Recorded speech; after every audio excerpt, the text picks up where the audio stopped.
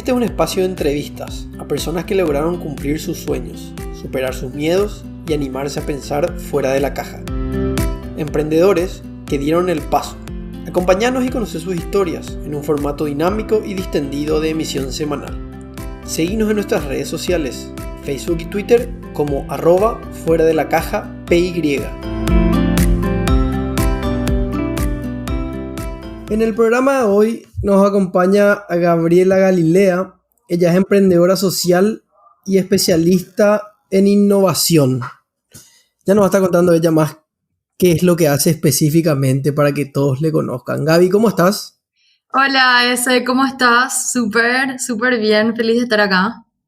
Qué bueno, qué bueno.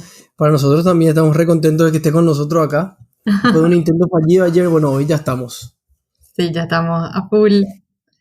Gaby, ¿por qué no nos contás quién es Gaby Galilea? Ay, qué pregunta difícil. No sé por qué siempre cuando a la gente le preguntan quién sos y te cuesta, ¿verdad? Bueno, yo soy una mujer de 35 años. ¿Ah? Bueno, realmente soy abogada. Cuando le cuento esto a la gente medio no puede creer, porque Sí. yo cuando estaba en cuarto año más o menos de la carrera me di cuenta que me gustaba crear cosas y cambiar cosas sobre todo, y me parecía que desde el derecho quizás no iba a poder hacer eso.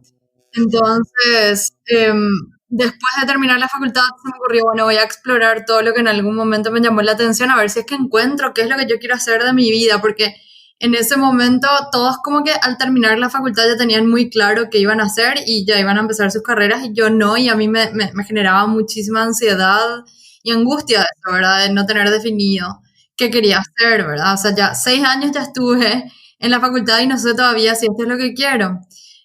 Entonces, en ese momento, que habrá sido tipo 2010 por ahí, empecé a explorar qué otras cosas me gustaban y en el 2013 más o menos encontré en el mundo de la tecnología y de Internet como algo que me gustaba y sobre todo en ese momento yo me di cuenta que quería, como siempre, crear cosas nuevas, cambiar cosas y me parecía que desde la tecnología podía hacer que ese cambio sea más rápido y que sea más radical.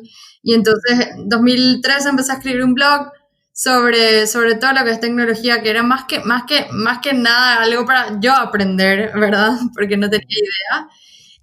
Y eso me llevó después a aplicar un par de programas en Europa para emprendedores que recién estaban empezando, que solamente tenían una idea, que no tenían equipo, no tenían nada armado, que me pareció así como genial para mí por el momento en el que estaba, porque en Paraguay, por lo menos en ese momento, no había nada. Bueno, y ahí empecé mi carrera, digamos, esa Gaby 2.0 que dejó el mundo del derecho para convertirse en una emprendedora social y en todo lo que es tecnología. Mm. Cuando, cuando decís emprendedora social, vamos por parte. Sí. Explícanos qué es ser un emprendedor social. O sea que a mí no me gustan mucho las definiciones porque siento que te encasillan demasiado, pero bueno, voy a intentar Dale, escribirte qué significa eso para mí hoy, ¿verdad? dale. Un emprendedor en general es alguien que emprende, que comienza algo de cero, ¿verdad? Y un emprendedor puede ser un emprendedor en diferentes áreas. Eh, Puede ser un emprendedor, qué sé yo, gastronómico, si haces algún emprendimiento en el área alimenticia, o puede ser un emprendedor en alguna otra industria como la textil, por ejemplo, lo que sea. Sí. Y emprendedor social yo lo vería como personas que quieren emprender y crear algo, algún servicio, algún producto que resuelva algún problema social, como puede ser, por ejemplo, la salud, la educación, no sé, la necesidad de tener un desarrollo sostenible o de reciclar, problemas que son más sociales. En realidad, todos los problemas son sociales porque en algún punto, digamos, creamos productos y servicios para la gente. Exacto. Pero yo creo que los emprendedores sociales quizás tienen ese doble desafío de buscar en el mercado gente que quiera pagar por un producto o por un servicio que a lo mejor no es tan tangible como sería comprar, no sé, una bolsa de papas fritas, por ejemplo. Estás comprando Ok. muchas veces un bien que es intangible, tipo salud o educación, como te decía anteriormente. Entonces, para mí, emprendedores sociales es eso, ¿verdad? La gente que está emprendiendo algo para resolver un problema social. Sí, justamente hablábamos semanas atrás con Cristian Sosa, que es presidente de la Asociación Paraguaya de Emprendedores, no sé, por ahí le conoces. Claro, por supuesto. Soy parte Él de ACEPI desde el principio. exacto. Em, Él se define también como un emprendedor social, ¿verdad? Y nos contaba un poquito qué es lo que él estaba haciendo. Es muy interesante las cosas que hace con los indígenas y con las personas con capacidades especiales. Sí, Em, bueno, y justamente es eso, ¿verdad?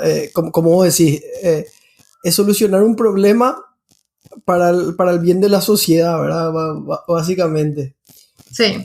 Y la parte de innovación, ¿cómo nació esto de ser especialista en innovación?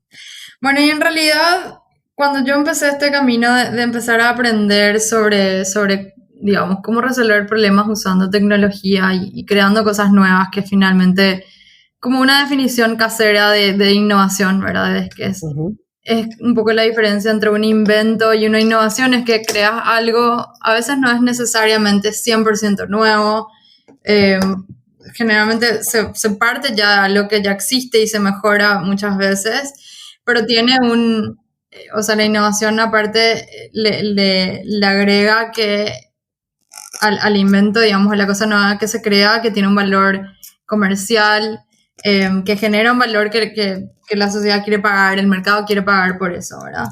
Em, y entonces, vos sabés que me olvidé de tu pregunta, me fui por las ramas y me olvidé de tu pregunta, ¿me puedes repetir? Sí, claro. Estábamos hablando de cómo es eso de ser especialista en Ok, innovación. ok, ok, bueno, no, y quería definir lo que es innovación como para comentarte por qué yo Claro. digo que soy especialista en innovación. Bueno, y entonces yo al aprender, digamos, sobre este mundo nuevo, empecé a pasar por procesos de aprendizaje de diferentes metodologías que te ayudan a innovar o a crear cosas nuevas que tienen valor comercial. Eh, y entonces hice muchísimo, o sea, realmente estuve en 3 aceleradoras en Europa. No sé si quieres que te defina lo que es una aceleradora o después hablamos más del tema, pero básicamente estando en esos procesos de aceleración, aprendí todo lo que no sabía, que es cómo innovar siguiendo ciertas metodologías que en algún punto lo que hacen es ayudarte a no perder tanto tiempo y a poder medir mejor los resultados también, porque esto de innovar implica mucho ensayo y error y de volver a levantarte y volver a intentar, o prueba y error. Y entonces la idea de usar estas metodologías es poder medir mejor esos intentos para poder incluir los aprendizajes en tus nuevos intentos y entonces estar cada vez más cerca, digamos, de la solución. Entonces, cuando hablo de especialista en innovación, me refiero a que estuve hasta este momento 6 años realmente en un proceso de aprendizaje primero de todo lo que son estas metodologías en innovación como Design Thinking, Systems Thinking, Lean Canvas, Business Canvas Generation, un montón de metodologías que tienen que ver con esto que te estaba contando. Y después cuando volví a Europa, Paraguay, empezó acá a moverse un poco el tema de los programas de preaceleración que se empezaban a generar desde el gobierno y después fuera del gobierno. Y hacía un poco falta gente que tenga experiencia estando afuera, pasando por estos procesos y aprendiendo y que pueda también hacer el traspaso Ujú. de conocimiento. Entonces, cuando llegué, me tocó ayudar, en ese momento era Senatix, que era la Secretaría Nacional de Tecnologías, la Información y la Comunicación, con su programa que era el Innovando PI, un programa de preaceleración Ujú. que tuvo 4 ediciones, creo, en total, y seleccionaban diferentes startups o proyectos de base tecnológica que tenían que pasar por un proceso de preaceleración. Entonces les ayudé en su momento a armar el programa de aprendizaje y sobre todo este aprendizaje que es más aprender haciendo. Y después también me tocó dar varias de las clases, hacer mentoría. Después también estuve en otros programas como el BBVA Open Innovation, que es un programa de innovación abierta que lleva adelante el Banco BBVA a nivel mundial. Y entonces, bueno, ahí es como que yo empiezo a crear, digamos, y a bajar un poco a lo que es el mercado paraguayo, estas metodologías que había aprendido en otros países. Y bueno, de ahí que como que empiezo a hacer un poco más que una emprendedora nomás y ayudarles a otros en sus procesos de innovación. Entonces también después me tocó hacer consultorías con diferentes empresas que querían usar estas metodologías para empezar a innovar. Pues sabes que hay algo que me llama la atención que comentaste y hablaste del tema de la preaceleración. Sí. ¿Cuál es la diferencia entre la preaceleración y la aceleración? Bueno, generalmente la aceleración es un proceso que dura 3 meses, es cortito pero súper intenso. Esos 3 meses realmente se trabaja, no sé, una cantidad de horas inmensa por día y por semana, ¿verdad? O sea, yo te hablo desde mi experiencia, o sea, de lo que a mí me tocó vivir Por supuesto. en 2 programas de aceleración y uno de preaceleración, ¿verdad? Okay. O sea, digamos, no es teórico, es más empírico de lo que me tocó vivir. Entonces, generalmente son 3 meses, es súper intenso. En esos 3 meses, la gente que está dentro del programa de aceleración se dedica 100% a ese proyecto, o sea, no haces otra cosa, no es que tenés un trabajo de día y después en la noche te vas a la clase y haces tu proyecto, Claro. digamos, que está al costado, tu side project, como dicen en inglés, ¿verdad? Es 100% full inmersión en ese programa de aceleración. Y lo que se busca es, justamente, como dice su nombre, acelerar. O sea, ese crecimiento o ese avance que hubieras tenido quizás fuera del programa de aceleración en un año y medio, se buscan 3 meses. Okay. Y entonces por eso es que es tan intenso, hay muchísima mentoría, hay mucha educación, o sea, la mitad del programa por día es educación en diferentes workshops que te dan y mentorías que te dan, y después la mitad del otro día es trabajar, o sea, siempre se pone en práctica lo que se aprende todo el tiempo. Y depende mucho de cada proyecto, o sea, cada proyecto, generalmente lo que se busca es que en un mismo batch, o sea, en una misma clase dentro del programa de aceleración hayan startups que estén más o menos en el mismo nivel, o sea, si es que están en nivel de prototipo mínimo viable, que estén todos en el mismo nivel, pero no siempre se logra. O sea, a mí por lo menos cuando me tocó estar en Dinamarca en el programa de aceleración Startup Bootcamp, que en ese momento era el mejor de Europa, habían startups en diferentes fases, ¿verdad? Nosotros, en ese momento yo tenía una idea con un mínimo prototipo viable, pero súper básico, que todavía ni siquiera habíamos testeado, y me llevó muchísimo tiempo. De hecho, terminó ese programa de aceleración en esos 3 meses y yo no pude testear mi prototipo. Porque aparte el nivel de complejidad del producto que yo estaba creando en ese momento era muchísimo mayor al del resto. O sea, también otra cosa que se busca en los programas de aceleración es que sean generalmente los mismos tipos de proyectos, o por lo menos dentro de industrias similares. Y en mi caso a mí me eligieron, pero realmente no estaba dentro o sea, en ese momento ese programa de aceleración era Startup Bootcamp Mobile, que era para todos los proyectos móviles, o sea, que basados en apps móviles. Yo era un proyecto de medicina, ¿verdad? O health tech.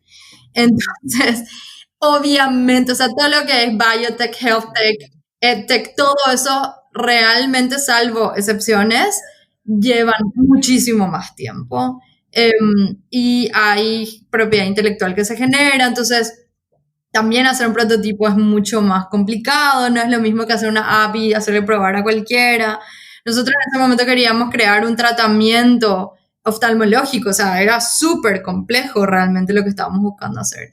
Entonces, no dio el tiempo para hacerlo en 3 meses. De hecho, yo creo que si hoy tuviera que volver atrás, hubiera esperado más tiempo para aplicar a un programa de aceleración, porque creo que no estábamos en ese momento lo suficientemente listos para hacer un programa de aceleración. Pero bueno, redondeando, un programa de aceleración lo que busca es hacerte crecer muy rápidamente en 3 meses y está mayormente indicado para proyectos que ya tienen un prototipo que ya está testeado y que lo que quieren es empezar a tener los primeros usuarios y escalar a tener varios cientos de usuarios. Ujú. Ok. ¿Y el programa de preaceleración? Y el programa de preaceleración es justamente antes de acelerar, o sea, cuando todavía no estás en proceso de escalar, ¿verdad? O de empezar a tener más usuarios.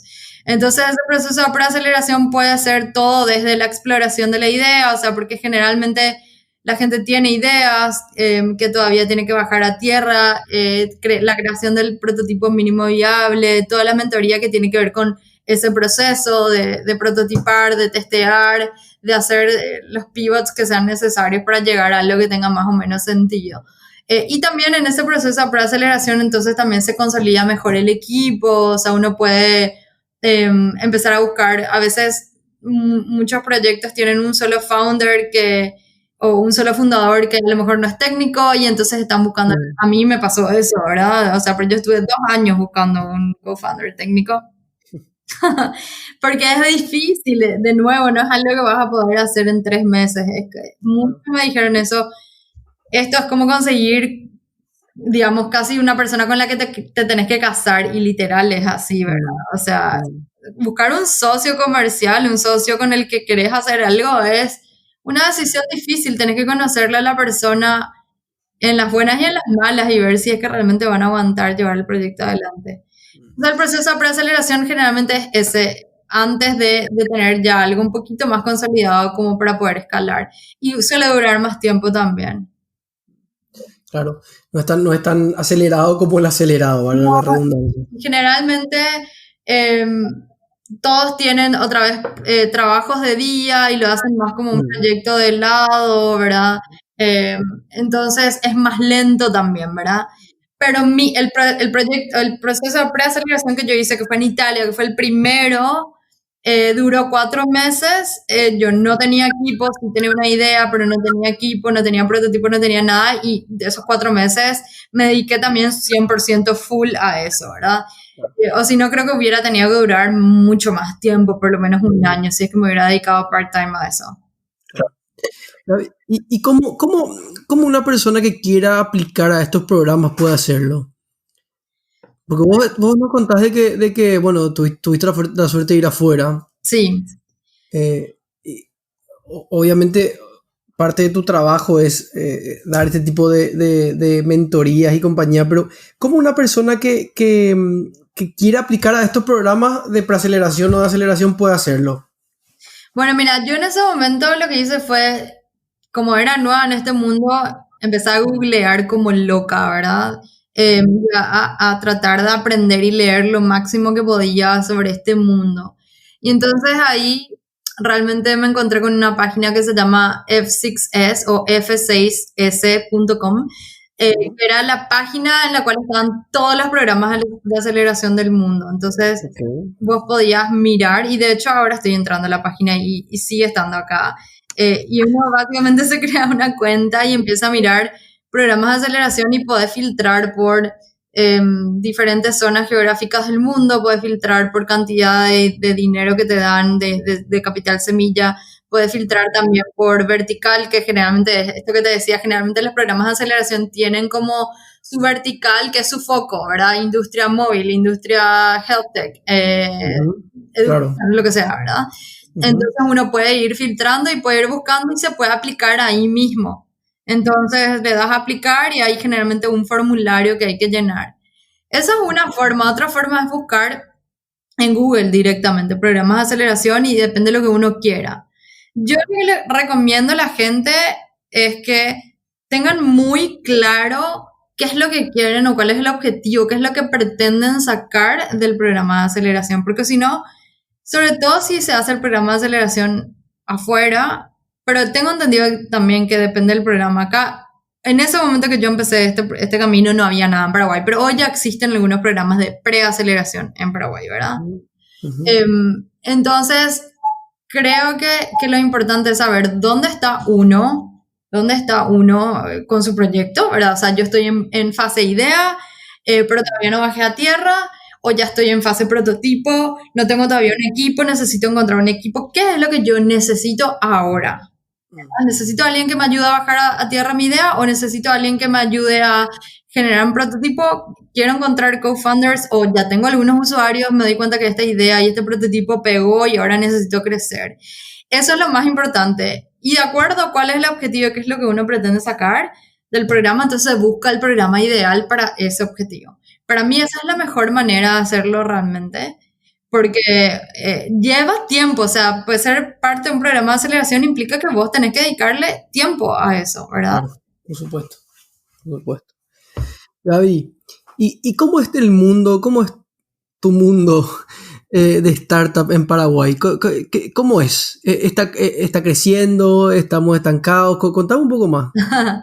¿Vos me preguntás a mí personalmente o con respecto al ecosistema en Paraguay? Y mira, te pregunto de las dos formas, a vos específicamente y cómo es el ecosistema en Paraguay. Entiendo. Bueno, mira, obviamente a mí me tocó empezar este camino de startup en Europa y el ecosistema en Europa es muchísimo más grande que acá. Entonces es diferente en ese sentido, o sea, hay muchos espacios de coworking donde encontrás muchísimos emprendedores haciendo startups todo el tiempo. Hay muchos programas de aceleración. Y por ende también hay muchos angel investors o ángeles inversores. Es más fácil conseguir capital por eso. Está mucho más desarrollado, ¿verdad? Entonces, como en cualquier área, cuando estamos desarrollados tenés más oportunidades. Paraguay no está en ese nivel, obviamente, pero a diferencia de lo que era en 2014, que fue cuando yo empecé, en ese momento realmente no había nada. O sea, yo no tenía ninguna otra posibilidad más que salir afuera y buscar porque acá no había nada. Y creo que en ese sentido, 6 años después, estamos bastante más avanzados porque uno si tiene una idea hoy, tenés algunos programas de preaceleración con los que podés empezar a explorar tu idea en Paraguay y a lo mejor levantar algún capital semilla. Uh-huh. Entonces, en ese sentido, creo que hay un avance. Todavía nos falta largo trecho, pero hay algo más.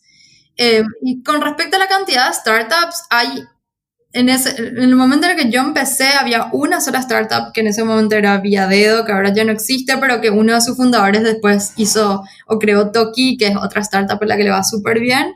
También fue acelerada afuera, en Guaira. Y solamente estaban ellos, ¿verdad? O sea, yo en ese momento no tenía otro referente, digamos. Pero creo que hoy existen muchísimas más, ¿verdad? O sea, hay muchos otros proyectos que uno puede mirar y que puede preguntar y que puede hablar y qué sé yo. Entonces, en ese sentido también como que uno se siente menos solo. Ahora, no, ni punto de comparación con, no sé, por decir, Argentina, Brasil, Chile, ¿verdad? Inclusive, o México y Colombia, o sea, dentro de Latinoamérica, México y Colombia están muy avanzados. O sea, México y Colombia tienen, Colombia tiene varios unicornios, ¿verdad? Que son las startups que tienen valuaciones mayores al $1 billón, como, wow, como Platzi o como Rappi, ¿verdad? Entonces, en ese sentido, tener ese tipo de startups que son unicornios, que fueron aceleradas en Y Combinator, que es la mejor aceleradora del mundo y que aparte tiene contacto con inversores que invirtieron en Facebook, en Stripe, en Airbnb, ¿verdad? Hace que a su vez esos ecosistemas a través de esas startups y de esos fundadores que son colombianos, mexicanos, argentinos,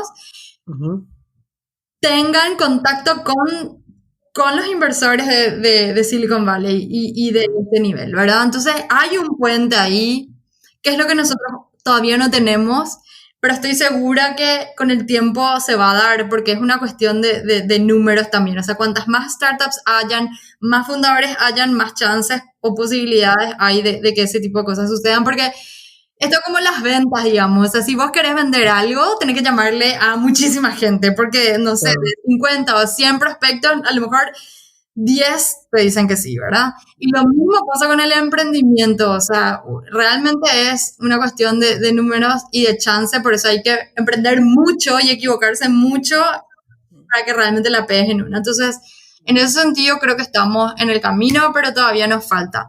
Y a nivel personal, creo que al principio, como te decía, en 2014 no tenía nada, yo necesitaba aprender de alguien y acá no tenía de quién aprender, entonces necesité salir.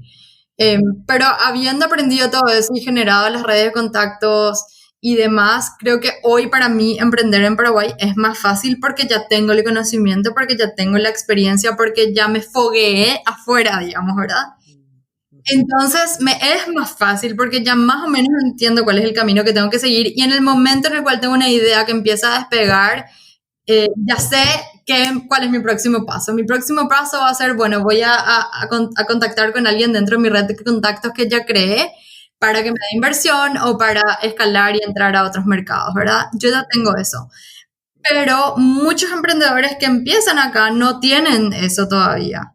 Entonces, para ese tipo de emprendedores, yo creo que mi consejo es busquen dentro del mercado local, dentro de Paraguay, mentores de fundadores de otras startups que ya hayan creado startups que les puedan acompañar en el proceso, que les puedan aconsejar, que les puedan dar una mano, ponerle en contacto con alguien, escribir un mail de introducción con otra aceleradora en el mundo o que les puedan ayudar a hacer una aplicación, por decir.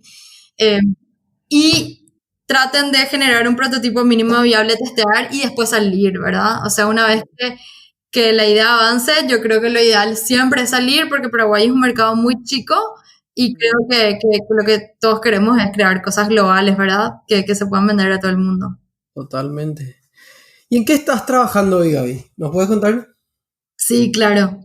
Bueno, yo empecé con una idea en 2014 que era básicamente de tratar de solucionar el problema social de la falta de acceso a diagnóstico y tratamiento de problemas visuales, principalmente en niños, porque es un problema que yo tenía, ¿verdad? Hasta ahora tengo una enfermedad en los ojos que se llama estrabismo, Ujú.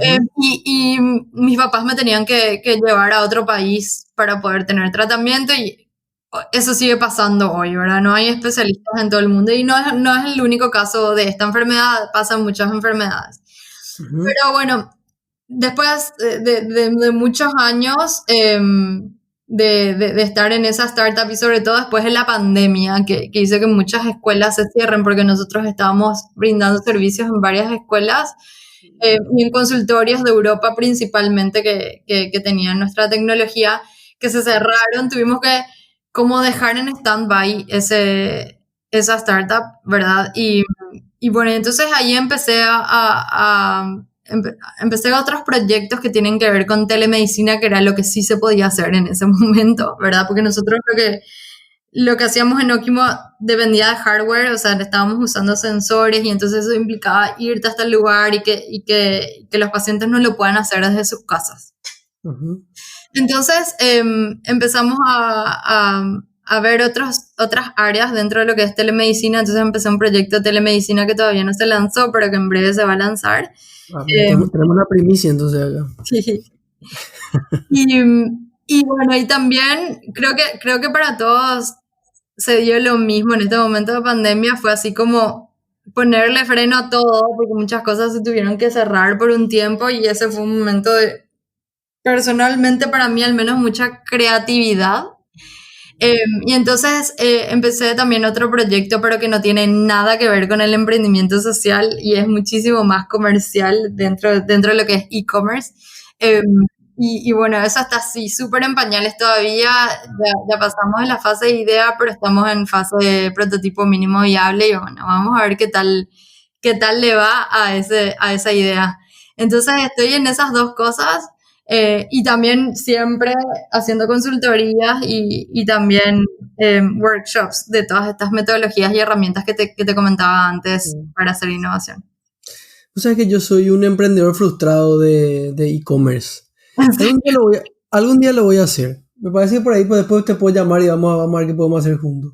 Mira, para mí, Porque, te soy sincera, es la primera vez que o sea, yo siempre fui, desde que comencé esto, siempre quise hacer cuestiones súper sociales, pero creo que en este momento necesitaba un respiro de lo social porque también puede ser muy frustrante.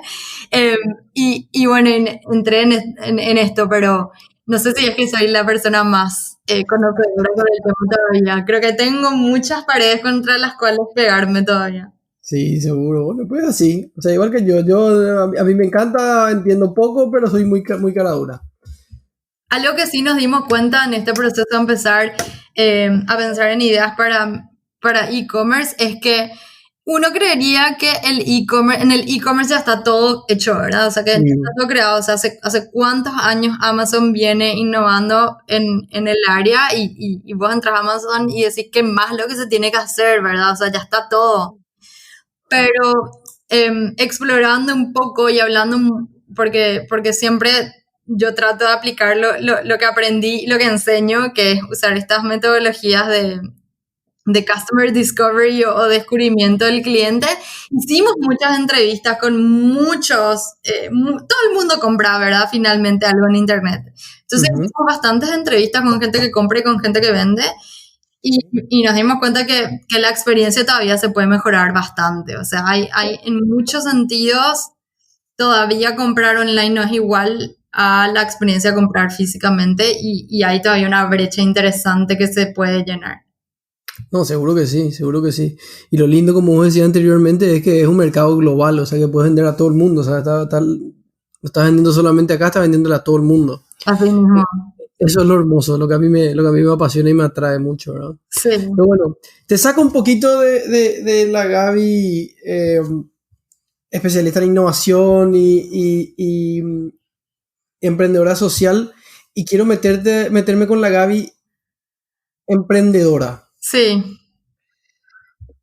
¿Cómo ves el mercado del emprendedurismo en Paraguay? ¿A qué te referís con eso? A ver si me podés desglosar tu pregunta. Sí, bueno, a ver, el mercado paraguayo tiene una alta tasa de empresas familiares, ¿verdad? Sí. O pymes y compañía, perdón. Sí. Pero ¿cómo ves el futuro de las nuevas compañías, de los nuevos emprendedores hoy en Paraguay? ¿Ves emprendedores nuevos? ¿Crees que estamos yéndonos a seguir siendo dependientes?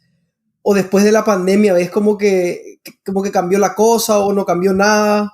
Va por ahí, hacia ahí la pregunta. Entiendo. Yo veo, a ver, quiero comenzar diciendo que yo trabajaba en una empresa familiar. O sea, mi primer trabajo fue dentro de la empresa familiar, ¿verdad? Entonces entiendo muy bien a qué te referís con las empresas familiares y sí, realmente uno ve como la lista de las empresas más grandes que tenemos hoy más establecidas en el mercado y son la mayoría empresas familiares y creo que digamos, esa era la demografía empresarial de Paraguay más común.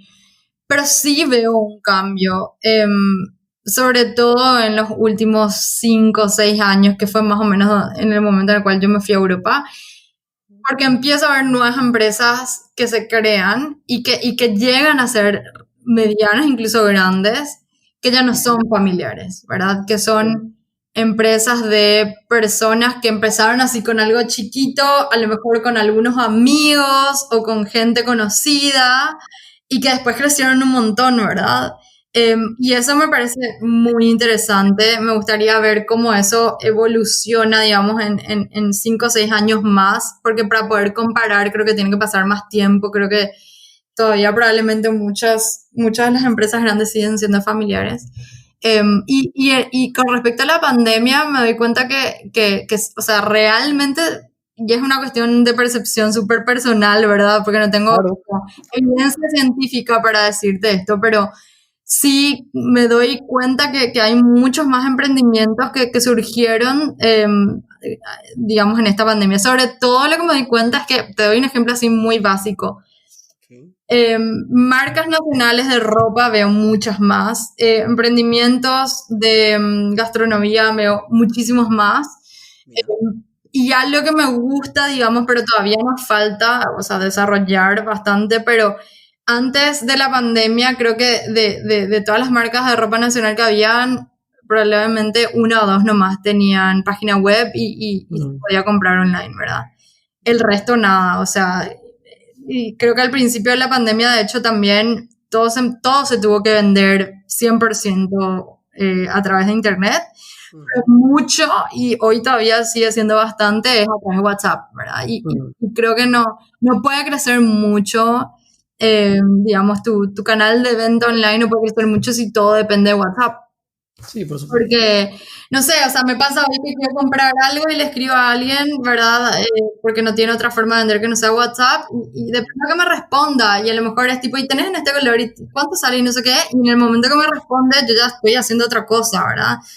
Entonces, cerrar una venta de repente, no sé, toma 4 horas, 5 horas, es demasiado tiempo.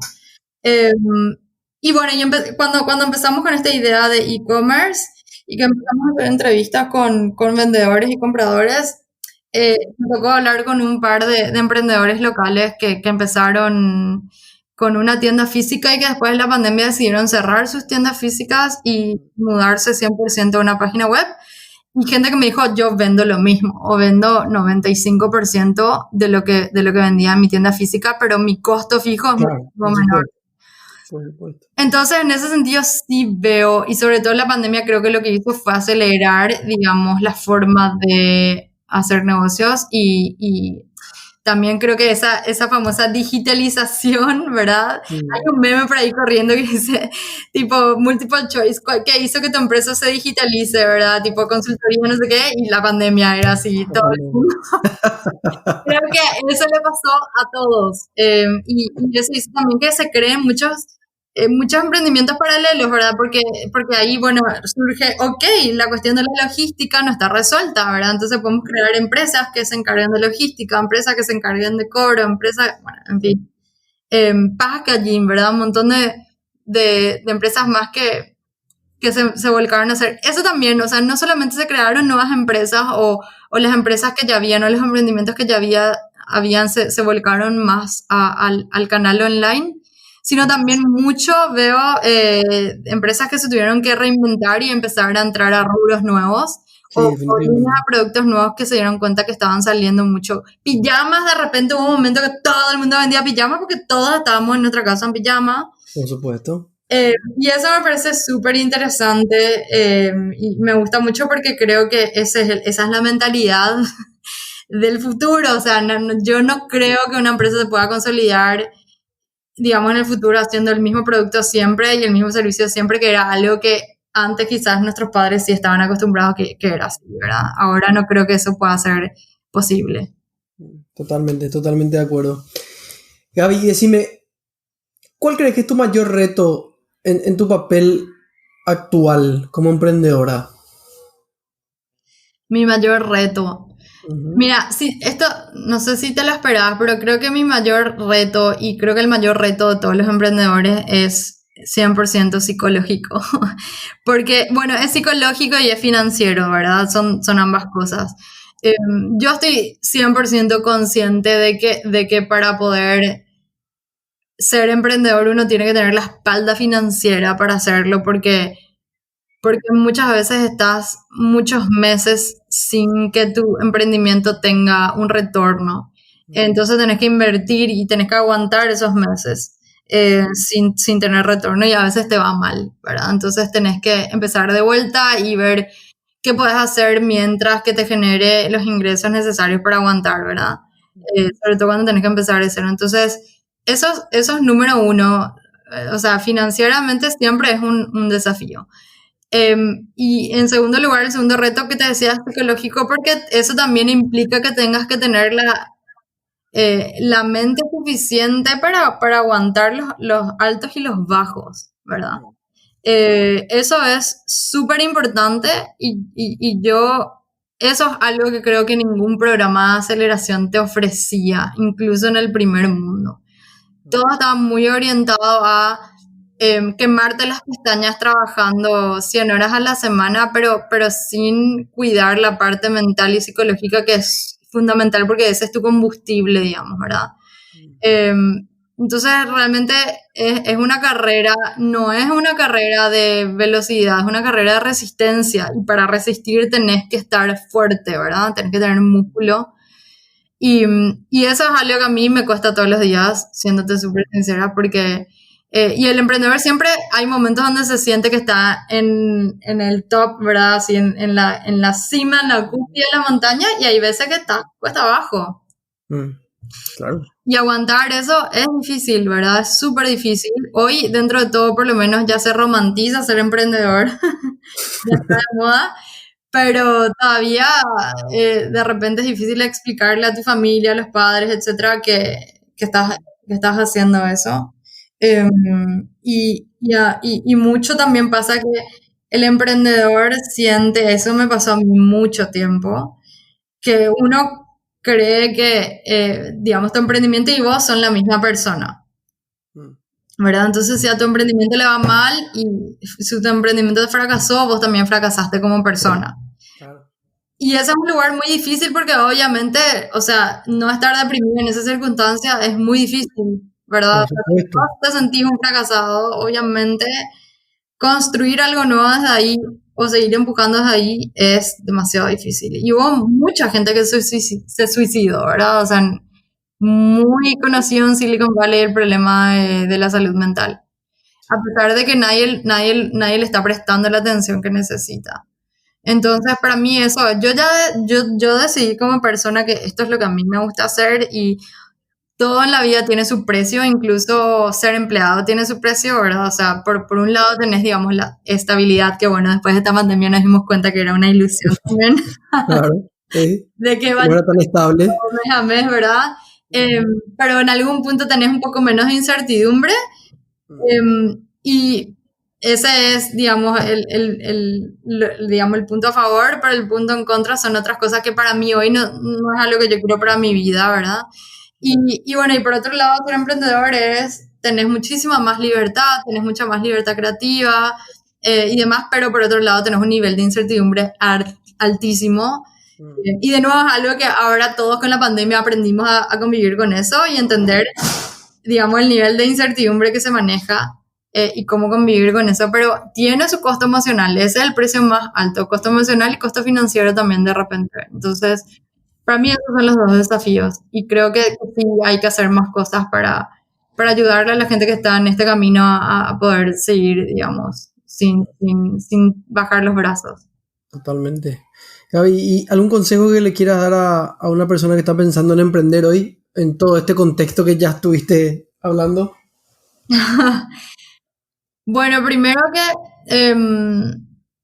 que se animen, ¿verdad? O sea, yo creo que súper importante es animarse. A mí muchísima gente me había dicho hace 7, 8 años, Gaby, vos no sos para ser empleado, vos tenés que hacer algo tuyo. Y yo no quería en ese momento porque mi familia, todos son emprendedores de ambos lados. Creo que no tengo, o sea, en mi familia no hubo una persona que yo haya visto que haya sido empleado en una empresa. Entonces, no entendía luego cómo era eso, ¿verdad? Pero yo habiendo visto por otro lado que siendo emprendedores mis papás no tenían vacaciones, no tenían feriados, no tenían Navidad, no tenían año nuevo. O sea, yo me acuerdo sí, de 16, 18, 17 años, ¿verdad? Adolescente que terminaba el colegio, que empezaban las vacaciones, yo me iba a ayudarle a mi mamá en su tienda, ¿verdad? Porque sobre todo en la época de Navidad, Año Nuevo, había mucha gente y no le daba el cuero a las vendedoras, entonces yo me iba a vender también. Y mis compañeritas estaban en la peluquería y yo estaba laburando, ¿verdad? Entonces terminaba Año Nuevo a las 8 de la noche y yo me iba así, digamos, a veces a la cena o venía, me bañaba rápido y no tenía tiempo ni de hacerme el pelo ni nada, ¿verdad? Entonces, eso yo no quería, ¿verdad? O sea, eso era lo que no me gustaba a mí, pues yo quería ser una esclava y no quería saber eso. Aparte que yo quería viajar y yo sabía cómo era mi casa, ¿verdad? Cada vez que teníamos que viajar de vacaciones, toda una logística era ver quién se iba a quedar en el negocio y todo. Correcto, correcto. Y bueno, yo no quería eso. Después nomás me di cuenta que teniendo un emprendimiento en internet sí se podía, vos le podías traer a tu trabajo contigo, ¿verdad? Entonces, si te sentás en un café con tu compu e internet, ya está. Pero depende también, ¿verdad? De en qué estás, digamos. A veces teniendo una startup, tenés un equipo muy grande y no necesariamente puedes hacer eso. Entonces, eso a mí no me llamaba la atención, pero yo le diría a la gente hoy que está pensando es, anímense, Es difícil, digamos, o sea, el nivel de incertidumbre es muy grande, pero sí creo que hay un momento para pensar en eso, es porque después de la pandemia y que mucha gente haya perdido su trabajo, todos nos dimos cuenta que nada es 100% seguro, ¿verdad? Que hay incertidumbre en todos lados, en diferentes niveles, pero hay.